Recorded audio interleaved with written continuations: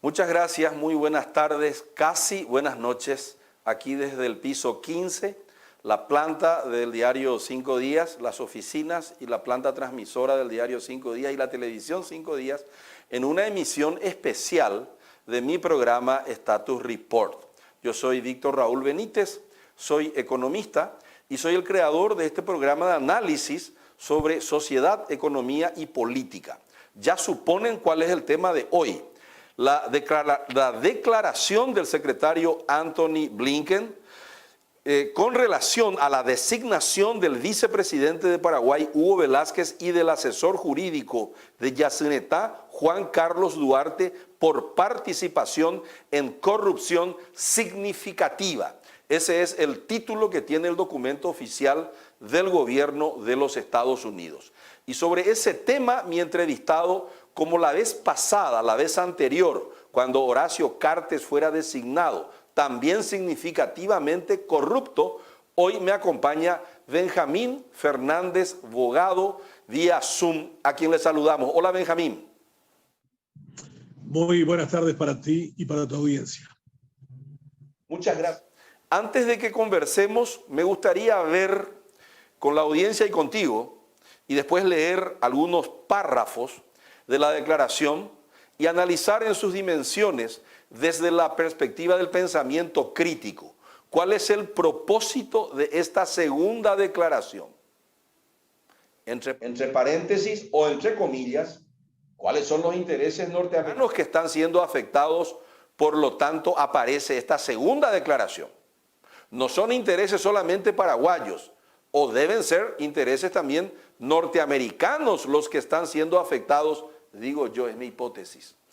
En segundo lugar, ¿cuáles son los datos y evidencias sobre los cuales las hipótesis de este embajador, quiero que me las pruebes? Este señor ofreció soborno, dice el señor Duarte, a un funcionario público paraguayo para obstruir una investigación que amenazaba al vicepresidente y a sus intereses financieros. Plata era el tema acá. En tercer lugar, ¿cuáles son las perspectivas desde las cuales se hace esta declaración?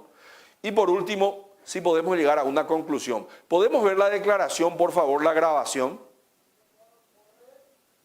El día de hoy, el secretario de Estado de los Estados Unidos, Antony Blinken, anunció la designación del vicepresidente Hugo Adalberto Velázquez Moreno debido a su participación en actos de corrupción significativos, incluido el ofrecimiento de soborno a un funcionario público y la injerencia en los procesos públicos.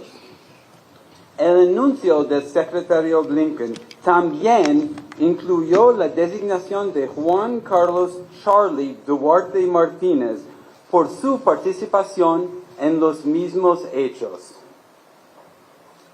El secretario de Estado está haciendo esta designación ahora porque ha recibido información creíble de la participación de Velázquez y Duarte en corrupción significativa. A pedido del vicepresidente Velázquez, Duarte, su cercano colaborador personal y profesional, ofreció un soborno de más de $1 millón americanos a un oficial público, un acto consistente con un patrón aparente de actividad corrupta compartida. Esto se hizo para obstruir una investigación que amenazaba al vicepresidente y sus intereses financieros. Los actos corruptos de Velázquez y Duarte socavan la confianza del pueblo paraguayo en la estabilidad de las instituciones democráticas de Paraguay. Estas designaciones significan que tanto Velázquez como Duarte junto con sus familiares inmediatos, Lourdes María Andrea Samaniego González, Dionisio Adalberto Velázquez Jiménez, Sonia Rebeca Velázquez Escauriza, Hugo José Velázquez Escauriza, Ninfa Concepción Vera Morera y Tamara Duarte Martínez no son elegibles para ingresar a los Estados Unidos. Como pueden ver, tanto para el señor Cartes y su equipo político dentro de la ANR, como para el señor Velázquez en el día de hoy, el ejercicio de la política, supongo que ya se habrán dado cuenta, es un plebiscito a diario. Entonces le pregunto a Benjamín, ¿qué se puede leer de esta declaración en primer lugar, Benjamín? Estados Unidos se ha reafirmado con esta declaración en contra del vicepresidente Velázquez y de su socio desde los tiempos de la Fiscalía en Ciudad del Este, el abogado Duarte, de que están en contra de lo que se denominan los crook. Los crook son los sinvergüenzas, los delincuentes, los malandros, como dicen en Brasil, y usted que vivió mucho tiempo allí sabe la implicancia de ese término. Estados Unidos ha emprendido una lucha contra los crook porque se dieron cuenta de que estos, con el nivel de permeación en el ámbito institucional, han terminado por destruir toda base social y legal de la democracia. El concepto del Estado de Derecho ha sido distorsionado por la aparición de los crook en la escena política nacional, que con el dinero, que es su manifestación externa más trascendente, han acabado por corromper por completo a nuestro país en todas sus instituciones. La cuestión clara y elocuente es, por un lado, entonces, una gran lucha en contra de los sinvergüenzas y de los malandros que vienen destruyendo la democracia y afectando severamente el orden democrático de nuestros países. Estados Unidos, cuando hace una afirmación de este tipo, evidentemente está pensando en sus intereses. Y cuando nosotros nos enojamos por una cuestión como esta y la calificamos como intromisión, en realidad deberíamos admitir nuestra inutilidad para poder tratar a nuestros propios crook como debieran ante las normas que debiéramos. Si en el Paraguay la que realmente protege y valida las acciones de muchos de estos delincuentes ha podido superar por tercera vez un juicio político, y con este nivel de descrédito de la justicia tan grande, lo único que nos queda es una cuestión como la que esta mañana volvió a reafirmar Estados Unidos. Estos sinvergüenzas le hacen mucho daño a la República y decimos con claridad que por lo menos sean ustedes capaces de investigarlo. Con el caso de Cartes no se había dado de forma tan directa una cuestión delictiva cometida en territorio paraguayo, como lo graficó hoy el embajador norteamericano, donde dice que su socio Duarte habría intentado entregar $1 millón para sobornar a un funcionario en un caso que involucraba al vicepresidente Velázquez. Tira la pelota en definitiva al campo de la investigación judicial paraguaya. Ahora ya no podemos estar simulando de que no sabemos, que no nos interesa, o como dijo Santiago Peña, la opinión de los Estados Unidos no cuenta para el electorado paraguayo. ¿Cuáles son las semejanzas? ¿Cuáles son las semejanzas? ¿Y cuáles son las diferencias que se pueden ver entre la declaración de Cartes, con relación a Cartes, perdón, y la declaración de hoy con relación a Velázquez? Por favor, doctor. La semejanza es que ambos están definidos por ellos como crook, como sinvergüenzas, y han definido cargar contra ellos, y la señal ha sido muy clara y muy elocuente. Primero vamos por el actor principal y político del país de la última década, que llegó incluso a ser presidente de la República y ahora pretende ser presidente de los Colorados. El mensaje ha sido claro y determinante. Vamos a la cabeza, no vamos a ir a personajes secundarios. Después han terminado por incluir en esta segunda tanda a Velázquez, su familia y también a su socio Duarte. En ese mismo tono, la semejanza es: no queremos este tipo de gente de nuestro lado, no creemos que realmente aporten a la democracia del Paraguay y por el contrario la desacreditan con sus acciones. Las diferencias son en que uno de ellos ha dejado un cargo administrativo superior, la presidencia de la República, aunque sigue siendo un actor fundamental y está metido en la financiación de la política en su manera más rancia y baja posible. El otro, Velázquez, es el vicepresidente activo del Paraguay y el candidato a las internas coloradas que lo podría llevar a la candidatura de ese partido en las presidenciales del 30 de abril. El mensaje quiere decir con esto de que no se van a quedar en cuestiones simbólicas, que van a enviar señales claras y que no importa la condición en la que se encuentre esa persona en ese cargo, van a cargar contra él. Velázquez ha sido conocido por los norteamericanos desde hace mucho tiempo y el propio vicepresidente se ufanaba de sus continuas y reiteradas visitas. Fue un aliado importantísimo durante el gobierno de Cartes. Fue durante 4 años presidente de la Cámara Baja, en donde se inician los juicios políticos, y tenía una relación crematística muy intensa con el expresidente y su equipo para sostener la solvencia y la lealtad de quienes eran parte de ese equipo. Dicen en esa época que el mensalao era una forma ordinaria y común de duplicar el salario de los diputados para que nunca fueran en contra de los intereses del presidente. Esa es una historia que tiene que ser alguna vez investigada de forma profunda en nuestra historia democrática del país para saber la profundidad y la responsabilidad de cada uno de esos actores. Pero también Velázquez fue el que fue llamado por Estados Unidos para decirle: usted no puede seguir apoyando a Cartes y menos en esta enmienda inconstitucional que pretende para ser reelecto. A su vuelta de Estados Unidos, Velázquez, presidente de la Cámara Baja, paró la posibilidad de estudiar en un día sábado lo que decidieron los senadores en términos de posible reelección presidencial. Aquel gesto le valió la confianza de Abdo, que lo eligió posteriormente su candidato a vicepresidente y con quien llegó a obtener la victoria posteriormente. Yo creo que el mensaje es elocuente en ese sentido. Son iguales en que ambos son crook para ellos y son diferentes porque uno ocupa un cargo administrativo relevante y el otro ya fue un expresidente. Exacto.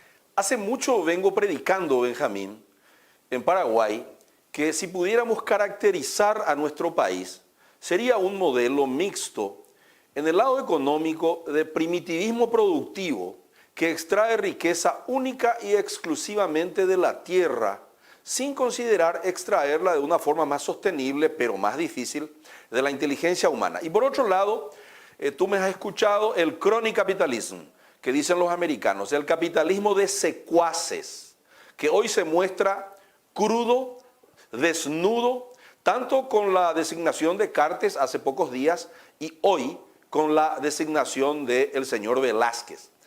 Y las características que suelo escribir y decir en mis podcasts, etcétera, son las siguientes. Número uno, que el Estado paraguayo se convirtió en una especie de club de exas, club de amigos de secuaces, mejor dicho, el crony capitalism, y eso conspira contra el mercado, como dice este profesor de Chicago, Friedman. Milton Friedman dice que tanto en el sistema económico como en el sistema político, que es la democracia, debe haber mercados. Y que en los mercados, los mercados son eficientes cuando toda la información es transparente y se ve reflejada en los precios. Podríamos decir que es un problema para los Estados Unidos, la mayor economía de mercado del mundo, el hecho de que en Paraguay podamos volver, como hay amenazas en el Brasil, estuvimos conversando ayer, a un sistema político no democrático y a un sistema económico donde no exista mercado, lleno de monopolios, y que esas dos amenazas conspiren contra los intereses norteamericanos y por eso en menos de un mes o en un mes quizá están dando dos señales muy fuertes como estas? Yo creo que habría que agregarle dos nuevos elementos. La democracia patrimonialista, esa que toma el Estado y lo captura como botín familiar, también ha tenido un claro mensaje con estas dos denominaciones significativamente corruptas, porque no solo castigan a Horacio Cartes, también lo hacen con sus 3 hijos. Y en el caso de Velázquez también incluye a la mujer que fue fiscal adjunta durante mucho tiempo con Sandra Quiñones y también a sus hijos de ambos matrimonios. O sea, la cuestión acá es no solo te castigo a ti, sino castigo a tu familia, que ha venido reproduciendo en su forma de conducta todo lo que nosotros despreciamos. Solo como dato, la familia de Hugo Velázquez se lleva del presupuesto general de gastos de la nación $500,000 anuales en salarios.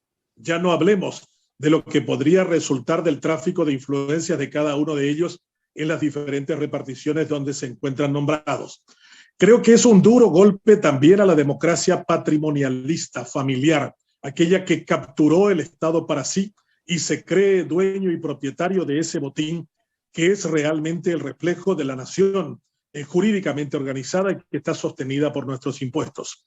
Ese es un elemento que habría que entender también detrás de todo esto. No es solo tú el culpable, sino también tus familiares que te rodean.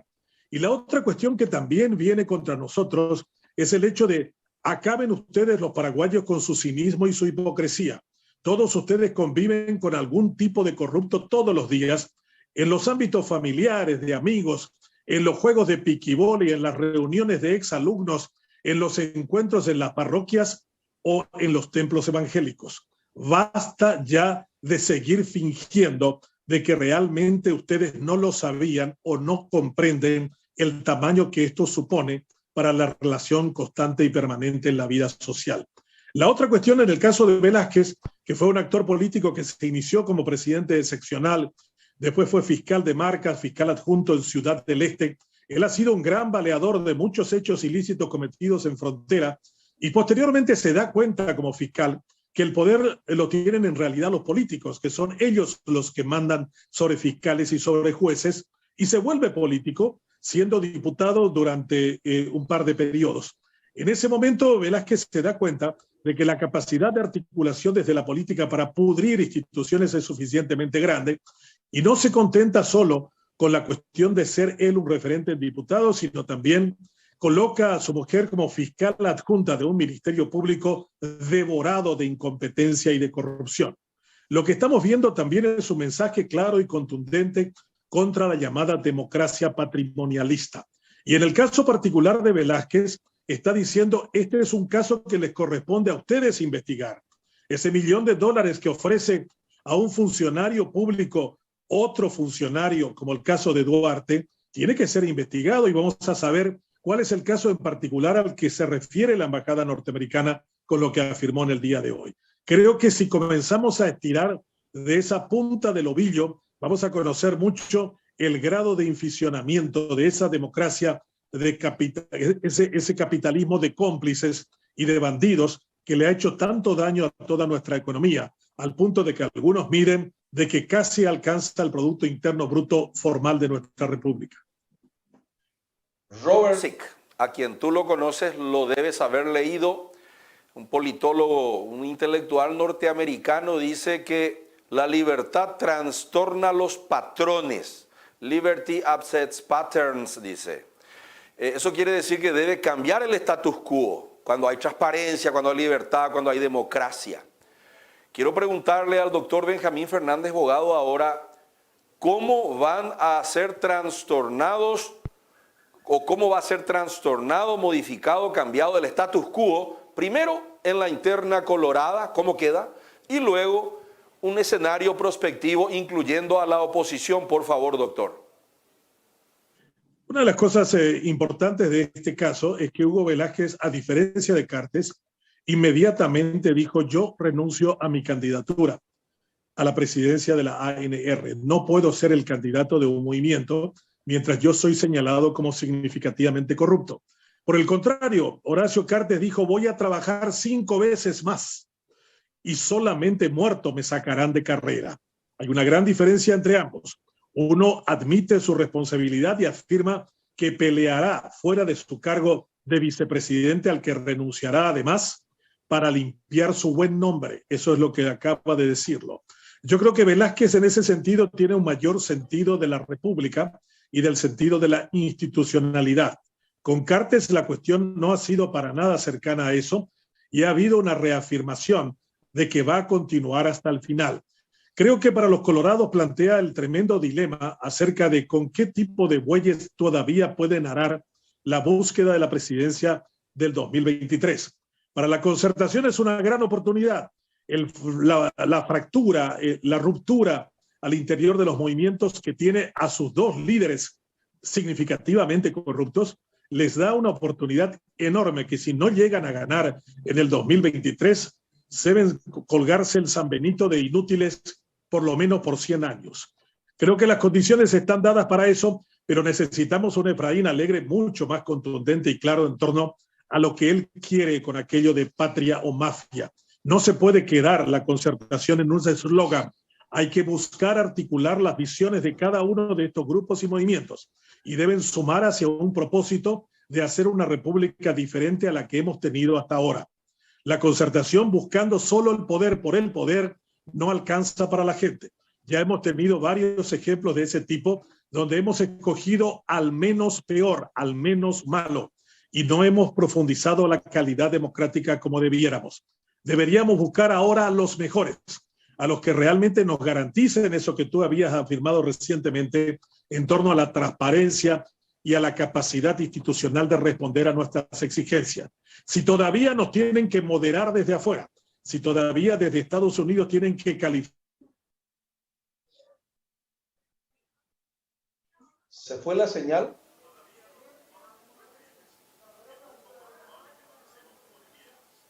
Una gran oportunidad para una concertación con figuras renovadas y con actitudes distintas. No es suficiente con decir quiero el cambio, hay que mostrar cómo se hará ese cambio.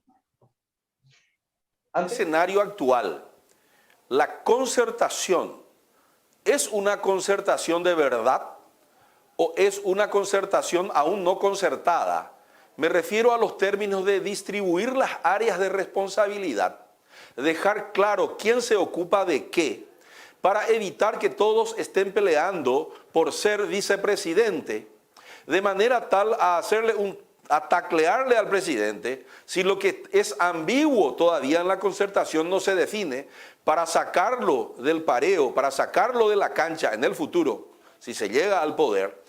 ¿Será que la concertación tendrá la madurez política suficiente, doctor, como para aprovechar esta oportunidad que se le da? No sé si ya es, en primer lugar, ya pregunto, ¿es el game's over? ¿Terminó el partido para el Partido Colorado o va a seguir jugando el Partido Colorado, valga la redundancia? ¿Y será que la concertación va a saber aprovechar este rebote en el área grande que le está tocando y que le está dando el gobierno de los Estados Unidos?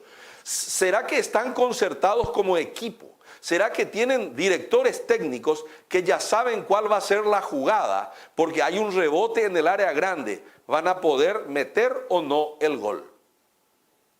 En realidad yo diría que no terminó el juego político democrático propiamente. Terminó un sistema de jugar.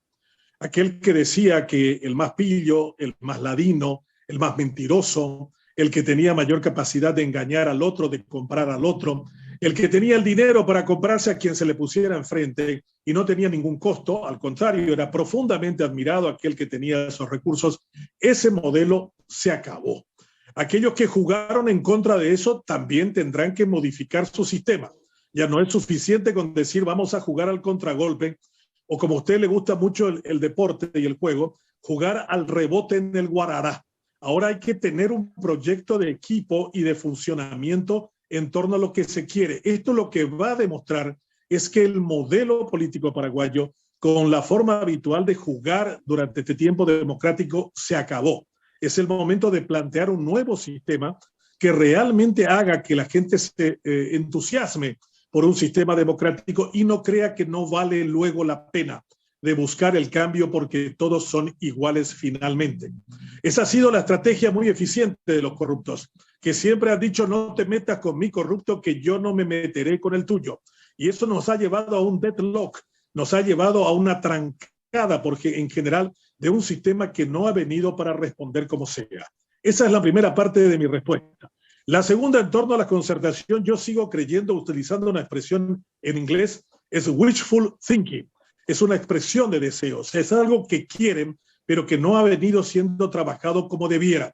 Creo que hay una incapacidad de sus actores para entender qué es lo que se quiere. Lo que están proyectando es que solo anhelan el poder para el beneficio particular de cada uno de ellos o de la pequeña porción de poder del que son representantes. Pero no aparece una concertación que realmente sintonice con la gente.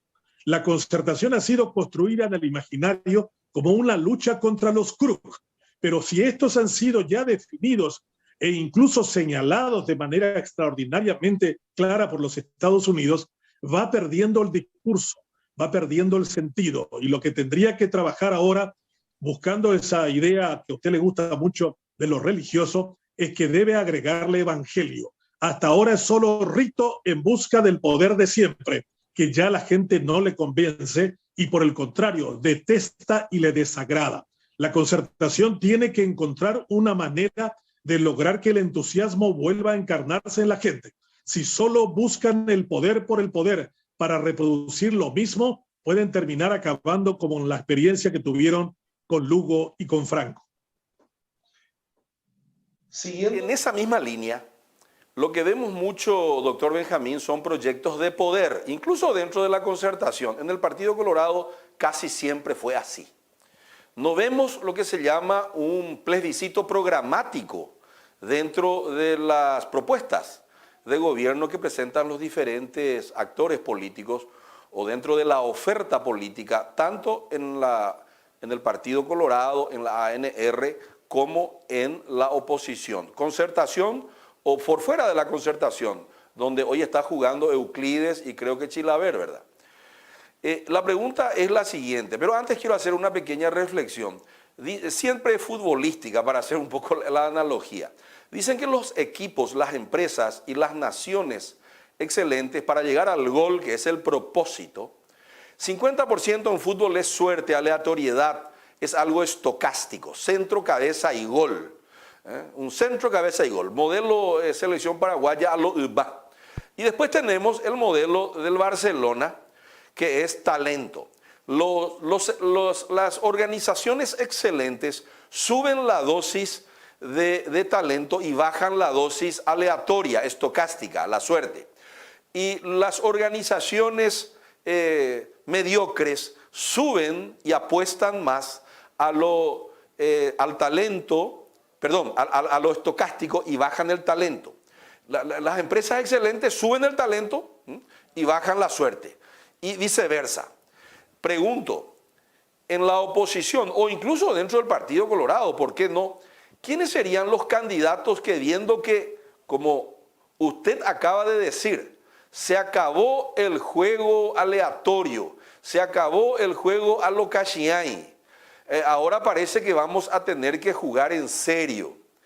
¿Quién sería el Pep Guardiola ahora que organice este equipo paraguayo para el 2023 o en el Partido Colorado, repito, o en la oposición, que nos obligue a jugar como juega el Barcelona, que hace 17 pases y llega al gol, o que aprovecha de manera tajante un rebote frente al arco y llega al gol, al propósito, que es mejorar la calidad de vida de la ciudadanía paraguaya? ¿Quién va a hacer ese cambio rupturista? Voy a tirar nombres. Alegre va a poder ser el Guardiola, va a poder ser Burt, va a poder ser Villarejo, o va a poder ser, creo que está Fleitas también en la concertación, Euclides, el Chila, no sé si entra Vince ahora a la cancha en el vacío que deja el señor Velázquez, o no sé si el vicepresidente Juan Manuel, o el señor Peña, que también tiene muy buena intención de votos. ¿Quién es el director técnico que va a aprender, que va a leer el feedback y va a decir, no terminó el juego, terminó una forma de jugar mediocre y comienza otra forma de jugar mucho más talentosa? Democrática en el Paraguay desde 1989, que el director técnico se llama el tío Sam, Estados Unidos. Ese es el que va a determinar la jugada y la forma en que tendremos nosotros que reproducir un nuevo sistema. Nos están diciendo desde afuera, cuando entramos al mundo global, que nos ha llenado también de oportunidades como también de deberes y responsabilidades, hemos tenido que aceptar una cuestión como esta. Recuerdo cuando Stroessner tuvo un embajador norteamericano llamado Clyde Taylor, que se reunió con unas mujeres en pro de la democracia, y el gobierno de Stroessner, con Montanaro a la cabeza, le tiró gases lacrimógenos al jardín de la casa. Y creyeron que con eso espantarían a los Estados Unidos de ser parte del arbitraje de la política paraguaya. Eso no entendió Stroessner tampoco cuando Vernon Walters, aquel general políglota norteamericano, vino y le dijo que el game over había sido decidido ya desde hace bastante tiempo. No lo escuchó. Siguió adelante con lo mismo y llegó un par de años después el golpe de Estado que puso fin a su régimen. Creo que en este momento el técnico del nuevo modelo democrático del Paraguay es el tío Sam, que con su sombrero alto y su particular vestimenta nos está señalando cuál debe ser la línea que tengamos que escoger. Nos vamos a resistir, porque nosotros no somos un pueblo disciplinado, ni menos aún rutinario que lleve a que juguemos en el modelo del Barcelona que recientemente hablábamos. Vamos a seguir muriendo en nuestro sistema, pero vamos a terminar sacando un montón que realmente apestan. Vamos a tener que decirles, te hemos acompañado hasta el cementerio, pero no nos pidas que nos enterremos contigo. Para los opositores está la oportunidad de hacer las cosas de manera diferente. Efraín Alegre es un técnico que cree que la fortuna es todo para él, porque él afirma que ha perdido en las dos ocasiones anteriores por culpa de ella. A veces cuando creemos demasiado en la suerte, ella termina jugando en contra nuestra. Albert Einstein decía, Dios no juega a los dados, dando a entender de que no es la suerte en la que debemos sostener una carrera o una campaña determinada. Mi percepción es que gran parte de los políticos nacionales juegan a que las circunstancias le den favorablemente la oportunidad de alcanzar el poder. Alegre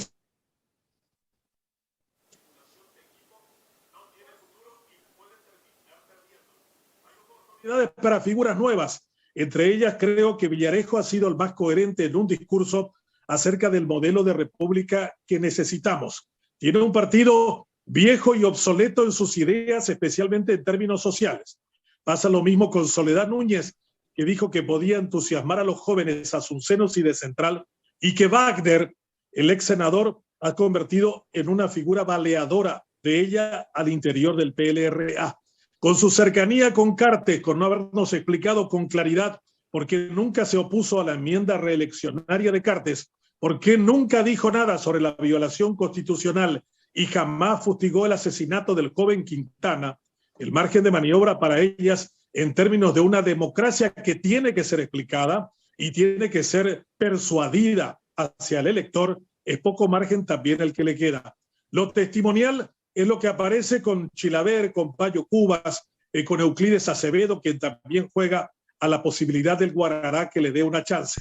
Me parece que al interior de la estructura de Abdo Benítez estarán observando las opciones, o si se decantan por quien a él le gusta mucho por su cercanía en negocios y a nivel de familia, que es el empresario Luis Petengil, de la empresa 8A, que tiene muchos peros también en materia vialera, o se decanta por Brunetti, que ha venido jugando con la suerte y le ha venido yendo bastante bien. Creo que en el tema de responder a eso, Abdo se decantará por uno de ellos. En carpas cartistas seguirán creyendo que lo que dice la embajada americana no tiene impacto en lo electoral a nivel local. Yo creo que están subestimando, inclusive las listas que puedan venir podrían también dejarlos sin muchas chances electorales. Concreta dentro de la concertación, doctor Benjamín, el aroma cartista que tiene Soledad o que el aroma que le atribuyen, ¿ella y el señor Alegre van a sobrevivir a ese aroma? Eso solo lo dirá la reacción de la gente. Veo mucha gente cercana a Soledad Núñez que lo apoyaba en Asunción estar desencantado con que ella se una a Alegre. Y en las circunstancias actuales le pidan que corra por separado, eligiendo a alguien para su compañero o compañera de fórmula. O sea que no es el problema solo para Alegre, ya es un problema también para Soledad Núñez. Y la otra cuestión es cómo podría sostenerse esto en las condiciones del Guarará democrático en el que nos encontramos, donde las aguas han sido agitadas de manera brutal por lo que ha dicho Estados Unidos en estos últimos 15 días. Creo que el aroma cartista es un aroma catinga que no favorece para nada la suerte electoral ni de sus protagonistas y menos de sus electores. Yo creo que les vendría muy bien un buen baño y un buen desodorante. Digamos, analizando dentro de la concertación, ¿qué le faltaría a Sebastián Villarejo para decolar, como dicen los brasileños, para tomar vuelo? Él no es un proyecto de una escudería, sino que es un proyecto de carácter nacional. Pareciera que busca solo justificarse con quienes sostienen esta escudería desde hace varios años, desde su fundación en realidad. Tiene que animarse a ser un líder nacional. Puede crecer sobre la base de su experiencia tanto en la Junta Municipal como en la Cámara de Diputados. Y tiene mucha posibilidad incluso de lograr entusiasmar a la gente joven como él en esta tarea de construir un electorado harto y desencantado que pueda ir en forma masiva a votar de manera diferente y distinta. Tiene también menos agregados en contra que le podrían endilgar los dos partidos tradicionales. Creo que con esos argumentos, y si pudiera escoger a una figura académica cercana a las posiciones de centro-izquierda, Villarejo sería una excelente alternativa. Tendría que buscar con urgencia a alguien que realmente se parezca a ese perfil. Si lo logra hacer, podría crecer en el campo, en el interior, en donde realmente están muchos de los votos de los paraguayos y también de las comunidades urbanas, que son básicamente comunidades migrantes, cuya primera lengua es el guaraní. O sea, aquel que se comunique muy bien en esa lengua tiene muchísimas posibilidades de hacer un ticket que vaya a las elecciones del 2030 con muchas posibilidades y también primero en la concertación de diciembre de este año. En la misma línea, ¿qué le faltaría al ex intendente de Asunción, Martín Burr, para ser un competidor con posibilidades de ganarle a Efraín Alegre? Burr viene de la carga de haber sido un intendente muy malo de Asunción. Y eso está en la memoria, en el recuerdo de los stakeholders de la política paraguaya. Que a sacarse de encima eso y el hecho de haber sido el jefe de gabinete de Federico Franco después de que este sustituyera a Lugo, no lo presenta como una figura atractiva. Casi es como dicen los jóvenes, ya fue. Alguien que ya tuvo su oportunidad y no la aprovechó como debiera. No tiene ninguna posibilidad en la competencia frente a Efraín Alegre. Eso es como competir un camión Magirus Deus frente a un fitito. Estas preguntas específicas que estoy haciendo sobre candidaturas desde dentro de la concertación son preguntas que las hago hoy, en este escenario, en este nuevo escenario, después de la declaración de esta mañana. ¿Qué le faltaría a Euclides Acevedo, a quien también le ven con un aroma similar al que tiene Soledad, un aroma colorado, no precisamente cartista? A veces algunos dicen que sí, es cartista, y otros dicen que es Mario Abdista, y todavía no tiene la suficiente confianza de quienes querrían cambiar rupturísticamente esos dos aromas. Una de las virtudes fundamentales de un político, decía Sócrates, es la previsibilidad. Y Euclides Acevedo es un personaje imprevisible para los que se encuentran cerca de él, como también aquellos que han visto el discurrir de su vida política. Empezando con un liderazgo en el socialismo del PRF y luego decantándose por un partido de centro derecha o casi de derecha, que fue el Encuentro Nacional con Caballero Vargas. Y después también terminando como canciller de Mario Abdo Benítez. Él está jugando mucho al factor de la suerte, que le den la ocasión de que en medio de las fracturas, disociaciones y conflictos, alguien le pueda ver con alternativa y que Abdo, por haberlo tenido en su gabinete, desde un poder ejecutivo desgastado, lo pueda apoyar de alguna forma. Yo creo que Abdo se decantará por una figura que va a perder en las internas de su partido y también después terminará afirmando de que no fue el candidato suyo el que perdió, sino el candidato del que él realmente se encontraba cuestionándolo, como podría ser Santiago Peña. Creo que en ese sentido, la figura de Abdo es no jugar a un ganador, sino elegir a un perdedor. Y en ese sentido, ese tipo de sacrificios no le ha sido muy extraño a lo largo de su vida política a Euclides Acevedo. Hay un líder que dicen algunos, en la perspectiva de Max Weber, carismático. El más carismático de los líderes políticos paraguayos, en mi opinión, de lejos, es Fernando Lugo. Carismático. No sé si es el más confiable, el más previsible, etc. Hoy, dos de los líderes paraguayos políticos han recibido disparos morales, no mortales. HC y HD.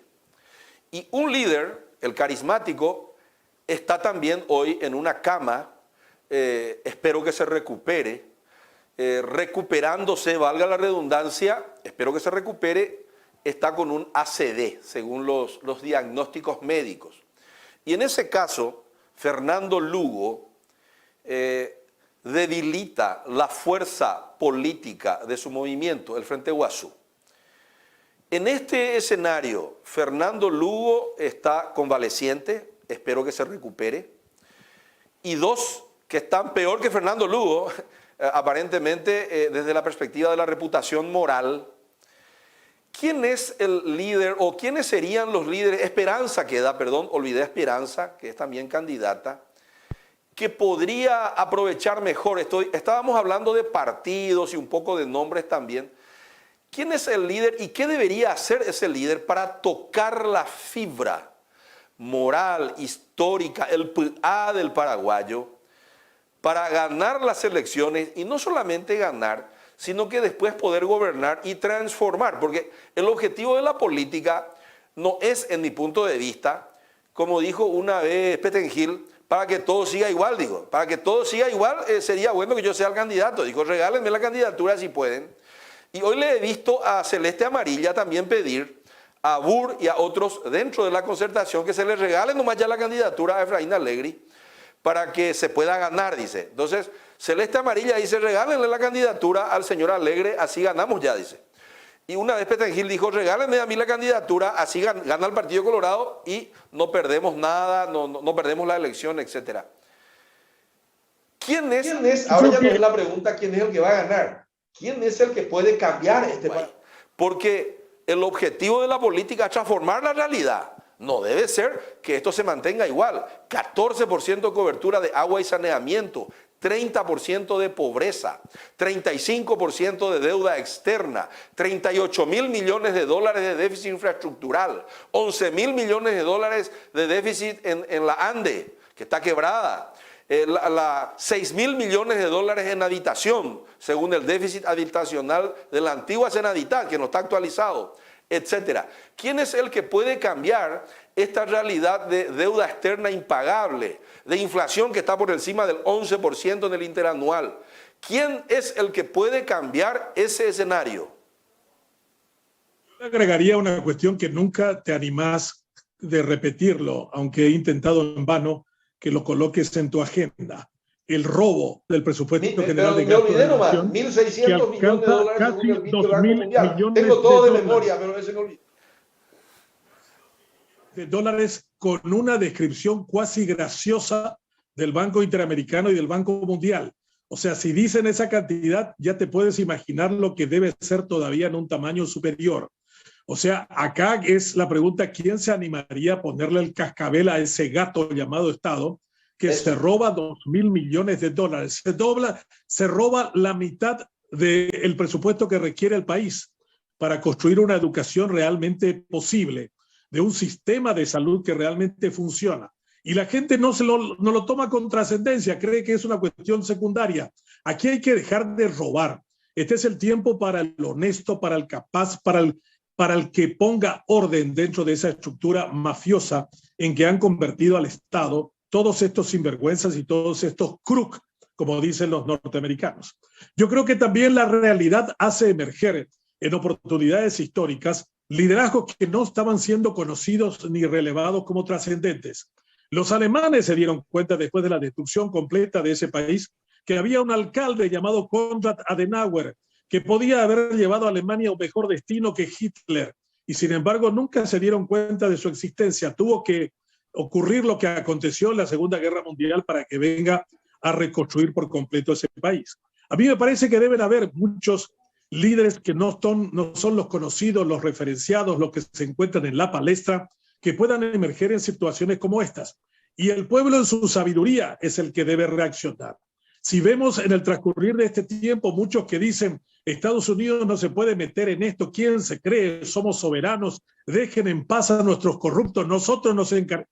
Si vemos ese tipo de visiones que se repiten y se consolidan, es lógico que vamos a seguir buscando a aquellos crooks que hagan nuestra vida más miserable y cada vez más desgastada en términos de capacidad democrática. Los pueblos suelen tener sabiduría, Víctor Raúl. A veces en circunstancias como estas hacen emerger a mucha gente que no se encontraba en la lista electoral y aparece como alternativa y como opción. Hoy leí un artículo fascinante de cómo terminaron con el gobierno de Sri Lanka, de cómo hicieron entre activistas religiosos, activistas sociales, sindicalistas, gente de clase media, terminaron echando al gobierno y en una imagen que sacudió al mundo, miles de ellos asaltaron el palacio presidencial de esta isla de donde es originario el té negro, el té de Ceilán, que habían popularizado mundialmente los británicos cuando lo tenían como parte de su colonia. Yo creo que los pueblos también deben esperar reacciones cada vez más fuertes de ellos mismos para que esto cambie. No es suficiente esperar de lo institucional.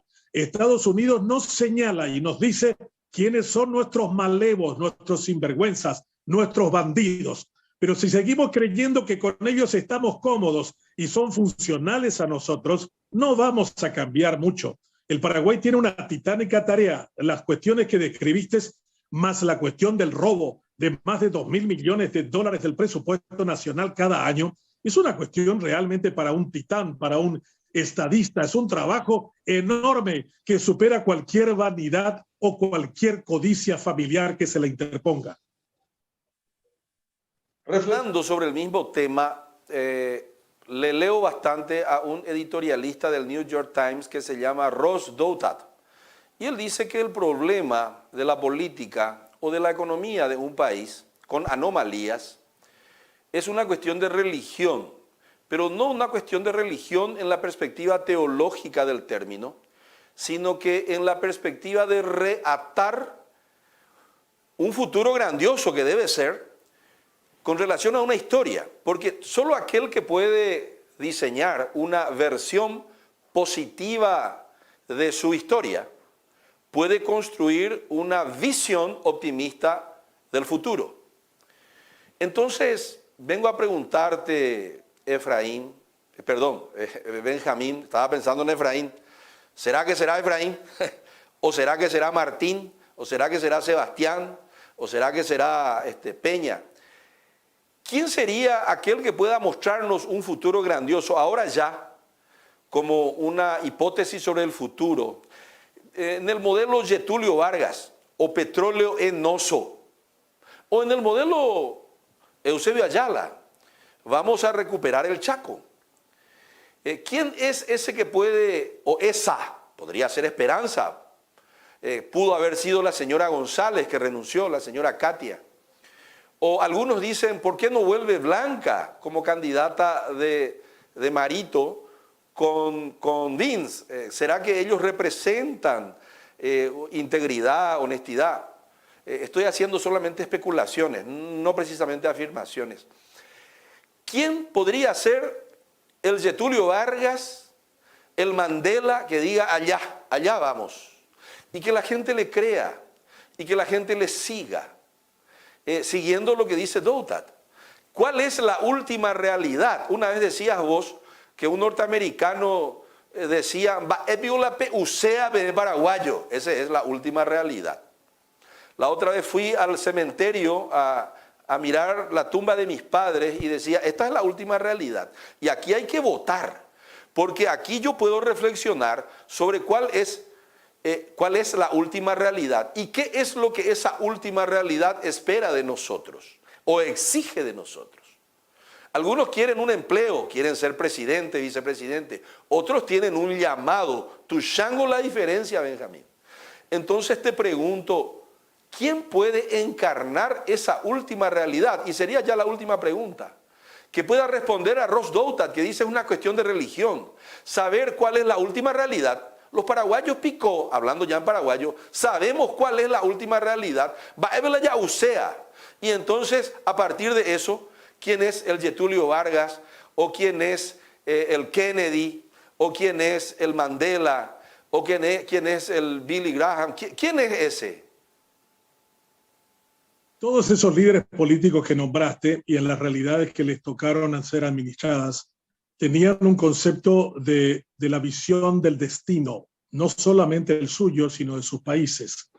Mandela es un líder ético grandioso para una Sudáfrica abrumada por el apartheid, en donde él emerge como una figura conciliadora entre esos dos factores que durante mucho tiempo terminaron condenándolo a él a 26 años en la isla de Robben como prisionero. También otro líder ético de un tamaño universal es Mahatma Gandhi frente a los ingleses en la lucha por la independencia de la India. Yo creo que los destinos también surgen cuando los pueblos toman como suyo algo. Para que realmente quisieran seguir a Gandhi, los indios tuvieron que creer en la India. Y los que realmente apoyaron a Mandela tuvieron que creer en una Sudáfrica para ellos. Si yo tuviera que seguir el mismo esquema que describiste del petróleo es nuestro, yo creo que los paraguayos necesitamos decir la democracia es nuestra. No puede ser que la democracia sea simplemente un ritual que se repite cada 5 años en unas elecciones en donde los políticos se sienten orgullosos de haber comprado la voluntad de gran parte de este pueblo pobre que ya sabe que la política no va a resultar en nada y considera absolutamente normal tomarse un 100.000 o 200.000 guaraníes para disfrutar ese día, aunque 5 años después tenga hambre, necesidad e ignorancia. Yo creo que lo que debemos rescatar es la idea de que la democracia tiene que volver a ser un compromiso de cada uno de los paraguayos. La democracia es una niña abandonada que nos pusieron en la puerta de nuestras casas unos militares que habían estado junto a Stroessner durante mucho tiempo. Esa niña abandonada tiene ahora en total 33 años. Ya es una mujer adulta y todavía sigue siendo bitonga. O sea, se sigue comportando como una persona que no adquiere la madurez que se debiera. Nuestra democracia es una democracia bitonga y esa es la cuestión que debemos tener que cambiar los paraguayos. Y cuando nos dicen estos tipos siempre ganaron la pelea, nunca nadie pudo contra ellos, viene Estados Unidos y dice Cartes y Velázquez son unos crook, son unos sinvergüenzas, son unos bandidos, son unos malandros. Nos está diciendo alguien, había sido que es posible acabar con este modelo exitoso de político que nos ha venido hambreando y marginando durante tanto tiempo. Y esta es la gran oportunidad para el pueblo paraguayo. Es el momento de decir, nosotros tenemos que empoderarnos, tenemos que demostrar de que somos capaces de construir algo nuevo y algo distinto. Tenemos que hacer nuestra la democracia. Hasta ahora ha sido de partidos políticos y de figuras y de la plata. Eso tiene que acabar. Esa forma delincuencial de recrear la democracia solo nos ha traído ignorancia y pobreza. Benjamín, ahí te dije, Ñambo esa y yo poner te digo coña de neta, Ñambo guatajan, guate dónde era. Me estoy ensayando a hablar en guaraní por las dudas, güey. Te agradezco muchísimo. De ahí coreñé la guaraní me ahí. De cuando igual va a aparecer, Ñambo esa y yo poner te digo coña de moñé. Abrir los ojos a la gente, hacerlos despertar de su realidad. Bueno, te agradezco. De corazón, Benjamín. Este es un momento de la verdad, de confrontaciones cruciales, y es una honra que Status Report haya hecho un programa excepcional, adicional a los habituales, para evaluar este momento de la verdad. Está escrito, dice que Dios no tendrá por inocente al culpable, ni por culpable al inocente. Y hay 2 por lo menos líderes paraguayos que en este momento han sido acusados, eso se verá después, de significativamente corruptos. Muchísimas gracias, Benjamín, y muy buenas noches. Gracias a ti, un saludo cordial a tu audiencia. Buenas noches y nos vemos el próximo martes.